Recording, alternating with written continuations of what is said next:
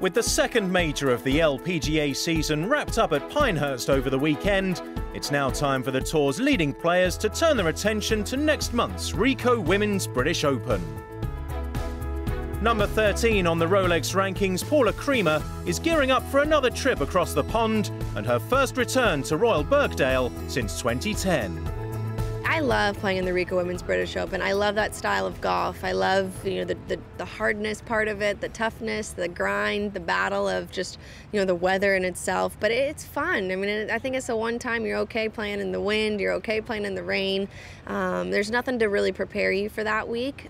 So the practice rounds are very important. But just to go out and play those types of golf courses is so nice. And we've been able to play so many good golf courses in the past years now. Being with Ricoh and being an ambassador for them, I love going there and I love playing that week. Creamer knows what it takes to win a major, having claimed the US Women's Open in 2010. She's also finished third at the British Open twice, so naturally she's hoping to go a couple of spots better this year. It would just mean so much to me to win the Ricoh Women's British Open, not only because of being an ambassador for them, but my caddy's English, my coach is English, so I have those special ties. And I've been with my caddy Colin for 10 years, and I've been with my coach David Whelan for almost, oh my gosh, I think it's almost 12, 13 years now, and that's pretty neat. And we have such a good bond with each other, and we're a family. So winning that would be, equally as important as winning even just the U.S. Open here. Royal Birkdale has quite a history. The Curtis Cup, Walker Cup, 2 Ryder Cups and 9 Open Championships have all been played here. With such a rich past, it makes this the perfect venue for the world's best women golfers. It's a great golf course. You definitely have to, hit all kinds of shots there. You have to be able to really think about the wind. I don't think there's a golf course that changes more in season than that place.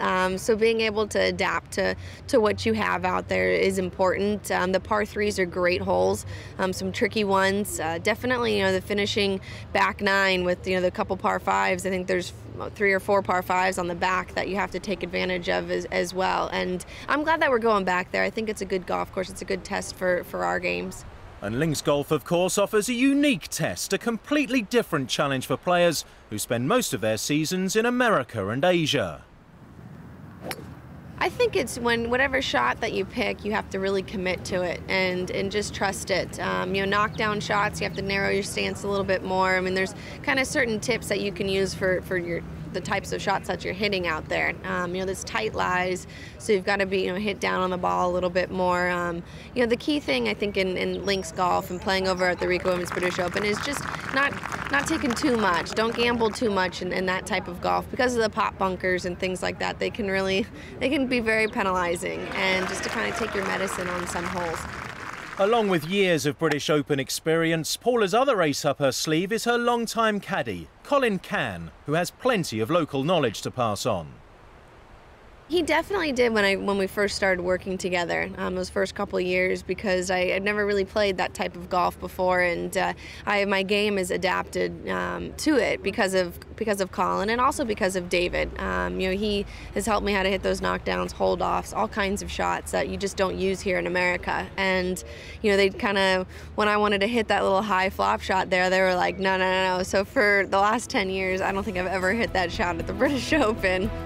But while one trusted ally will be by her side, another has to stay at home. Her dog, Studley. No, Studley won't be there. We need to change those vaccination laws, so we can have the dog kind of travel over there. It's just too hard, but he'll be at home watching. So will we, Paula. Good luck.